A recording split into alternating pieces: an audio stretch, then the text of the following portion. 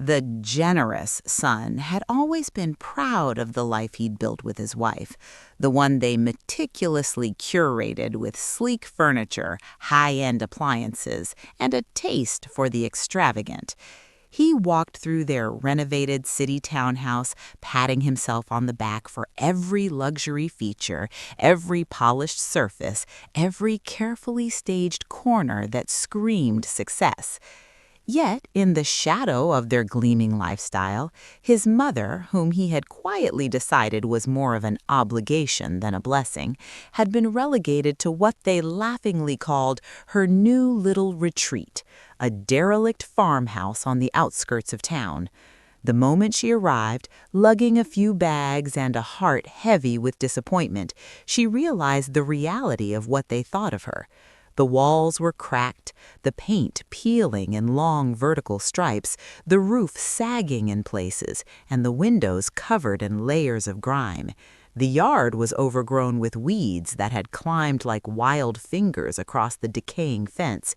And yet the house had something they could never see, the quiet, untamed potential that could outshine their glossy city perfection. Her son and his wife had barely looked at her when they delivered her to the property. "We figured you'd like the space," the daughter-in-law said with a practiced smirk, as if she were doing her a favor. "We need room for our renovation, and this will give you time to relax." Relax. As the car door closed, the mother stood alone, listening to the engine fade into the distance.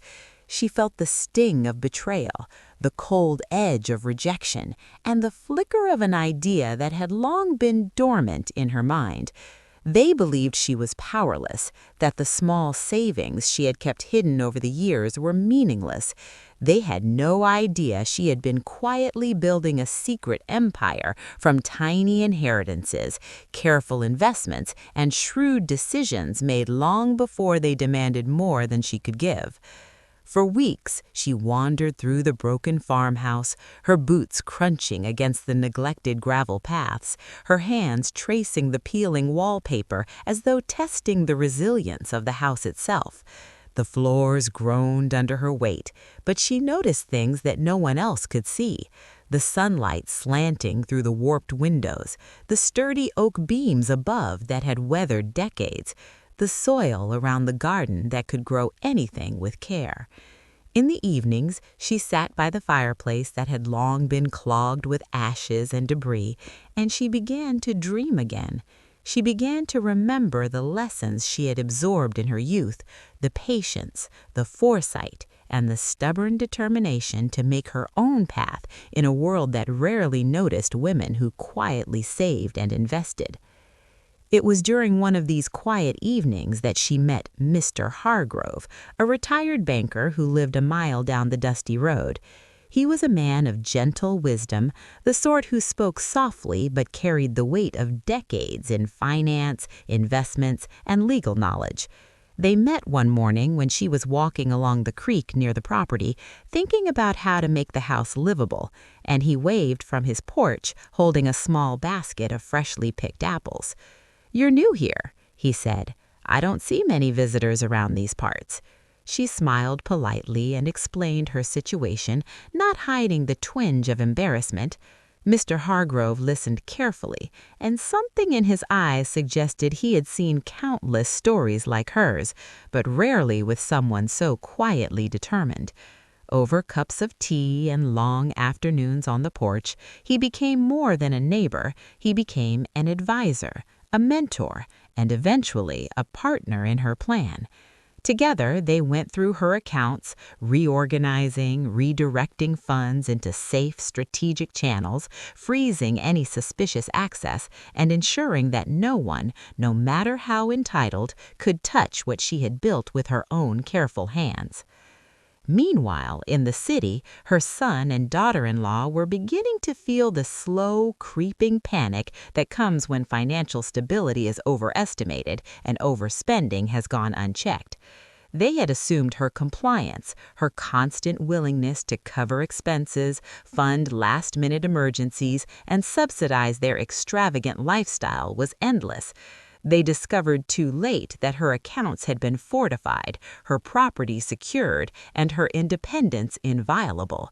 The confrontation came on a gray, wind-whipped afternoon when the leaves had begun to fall in thick layers across the farmhouse yard. Her son and his wife arrived, eyes wide with desperation, hearts pounding with the fear that comes from being exposed and cornered. She met them on the porch, calm as ever, her hands folded neatly in her lap, the wind tousling her hair but not her resolve. The farmhouse was no longer the decaying, abandoned structure they had dropped her into. It was transformed, patched and repaired where it mattered, planted with vegetables and flowers, and imbued with a life force that came from her unwavering commitment to herself. She told them everything, every account, every secret investment, every carefully planned step she had taken to ensure that their attempts to control her had failed. She watched their faces turn pale as they realized the extent of her foresight, the precision with which she had dismantled their assumptions and rebuilt her own reality. There were no tears, no begging, no threats, just a clear, serene explanation of the consequences of their own actions. When they finally turned to leave, shoulders slumped and pride shattered, she felt a curious sense of peace, tinged with a quiet satisfaction that justice, in its slow but inevitable form, had arrived. As the days turned to weeks, she embraced her new life. The farmhouse became a haven, a place where she could cultivate her garden, write letters she had never sent, paint in the afternoons, and walk the surrounding hills with the kind of freedom that city life had never afforded her. Neighbors stopped by to admire the transformation, drawn by the contrast of decay turned into beauty. The retired banker, now her confidant and collaborator, helped her start small community initiatives, food exchanges, local markets, and workshops on financial literacy for women who had been sidelined or dismissed. The simplicity of rural life, the honest work of nurturing the land, and the knowledge that she had finally reclaimed control over her own destiny filled her days with joy that her years of sacrifice had never provided. In quiet moments, she would sit by the creek, watching the sunlight ripple across the water, reflecting on the irony of her journey. Her son and his wife had thought they were teaching her a lesson, but in reality, they had unlocked something within her that she had suppressed for decades. The cruelty they displayed, the dismissiveness with which they treated her, became the very catalyst for her liberation. She realized that her wealth was not just in the money she had saved, but in the freedom, wisdom, and resilience that had been cultivated in every quiet sacrifice, every careful investment, every decision made with foresight and patience.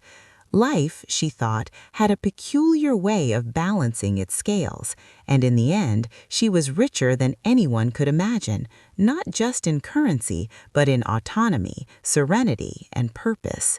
The farmhouse thrived, a living testament to her resilience. Chickens pecked happily in the yard, the garden yielded fresh vegetables that she shared with neighbors, and the once derelict building now hummed with the energy of restored life. She found herself teaching, advising, and mentoring, sharing her story of quiet endurance and strategic independence with anyone willing to listen. Her son and his wife were a distant memory in some ways, yet their actions echoed in her narrative, a reminder of the strength she had discovered. The woman who had been left alone, dismissed, and underestimated had become unshakable, grounded in the knowledge that she had survived, thrived, and flourished because of, not in spite of, the trials she had faced.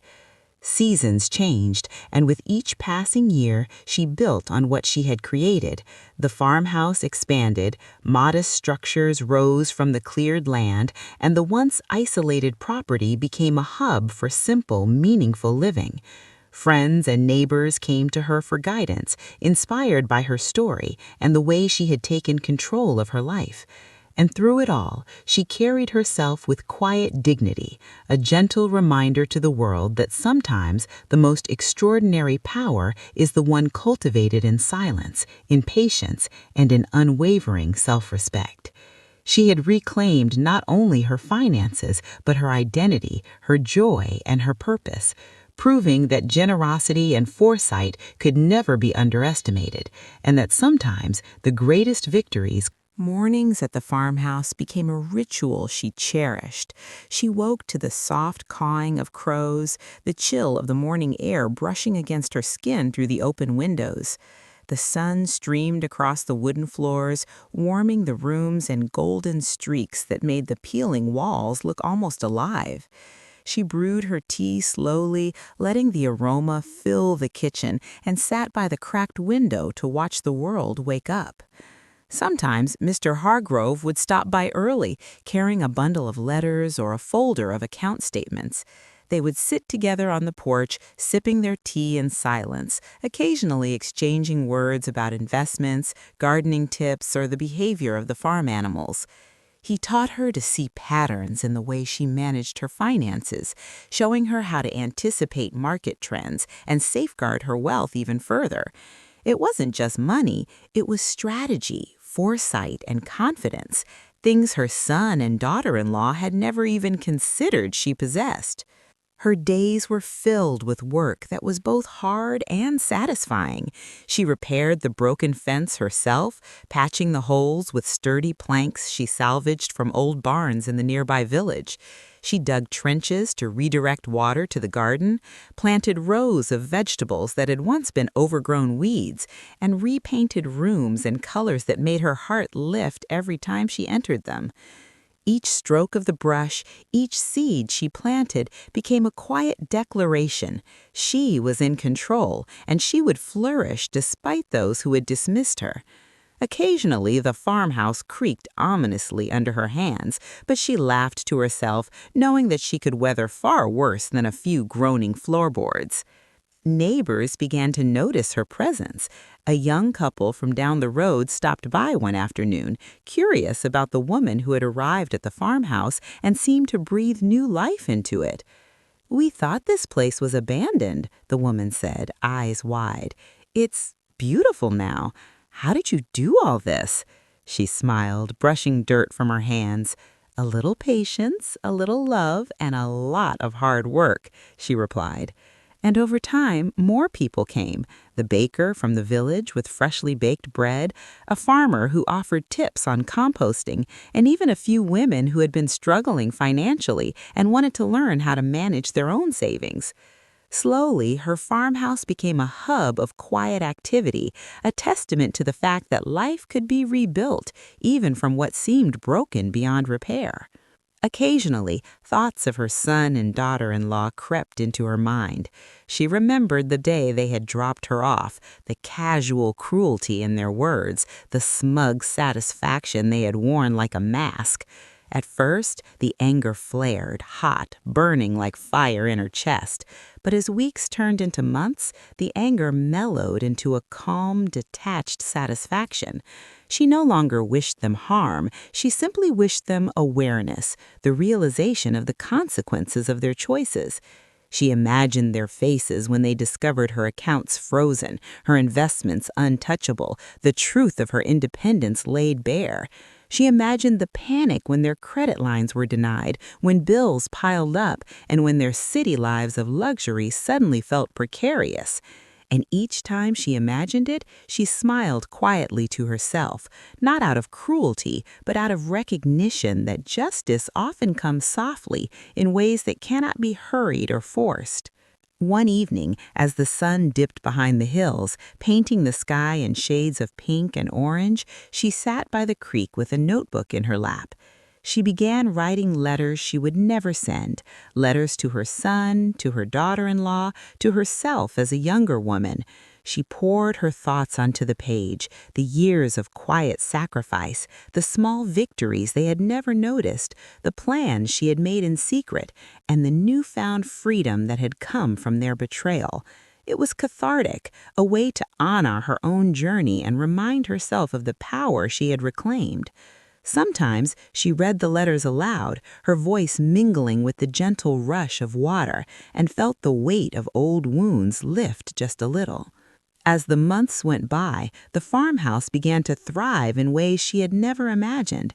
Chickens clucked happily in a newly fenced yard, tomatoes and herbs grew in neat rows, and a small orchard of apple and pear trees started to bear fruit. She sold excess produce at the local market, earning enough to cover unexpected expenses and fund small community projects. Children from the village came to help. As the years passed, the farmhouse became a sanctuary, not just for her, but for everyone who came near it. The once derelict walls now hummed with life, the gardens flourished, and the orchard yielded sweet fruit that told stories of patience and care. She walked through the property each morning, breathing in the crisp air, feeling the soil between her fingers, and smiling at the world she had quietly, deliberately reclaimed. Her son and daughter-in-law were no longer part of her daily thoughts. The pain they had caused had transformed into clarity, and the independence she had fought to preserve was now absolute. She had discovered that true wealth was not measured by what others could take from her, but by the freedom, purpose, and dignity she had cultivated for herself. Sitting on the repaired porch one evening, watching the sun dip behind the hills, she felt a calm joy that had once seemed impossible. The farmhouse, her garden, and the life she had built were proof of her resilience. The betrayal that had once wounded her now existed only as a memory, a catalyst that had pushed her into a life of fulfillment, empowerment, and serenity. She knew with quiet certainty that she would never again allow anyone to define her worth or limit her life. The woman who had once been left alone in a crumbling farmhouse had emerged stronger, wiser, and completely free. And in that freedom, she had found the happiness that no city, no wealth, and no family interference could ever give her. She had finally claimed her life, and it was more beautiful than she had ever imagined.